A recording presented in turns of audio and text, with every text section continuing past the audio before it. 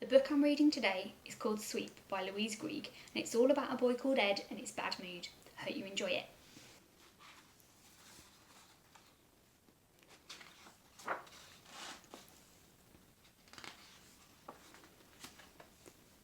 Ed in a good mood is a very nice Ed. Ed in a bad mood is not. And Ed was in a bad mood. Not one of those tiny whirlwinds in a teacup that blow over before they have even begun.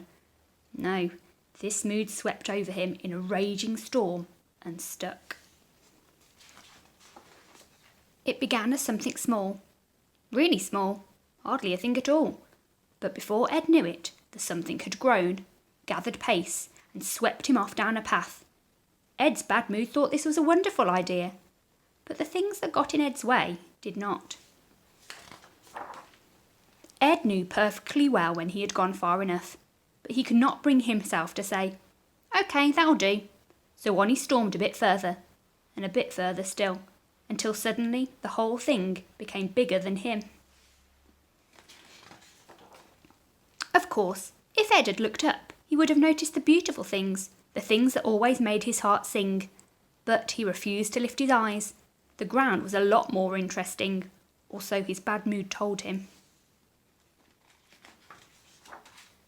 Everything seemed against him, but that just made him even more determined. He dug in his heels and kept going, just Ed and his bad mood. "Is this really worth it?" he asked himself. Yes, his bad mood decided, though Ed did wonder a little. Now, his bad mood had swept through the whole town. The birds had stopped singing, the flowers had disappeared. This whole thing was affecting everyone and everything. Good, thought Ed's bad mood. But really, Ed was beginning to wish it had all blown over like a whirlwind in a teacup. Everything grew dark, and Ed was getting tired and hungry. He was finding it harder and harder to keep this up. Surely he could not give up now. Not when he had gone to all this trouble. That would be crazy. But something had to change. And then something did change. A new wind whipped up. It began as something small, really small, that became bigger, bigger than Ed. Suddenly, everything looked different. The world looked brighter. For a moment, Ed felt rather silly. Had he really gone to all that effort for nothing? But at least it had cleared the air. It had even blown something his way, something that made him look up. It lifted his mood higher and higher, up to the sky.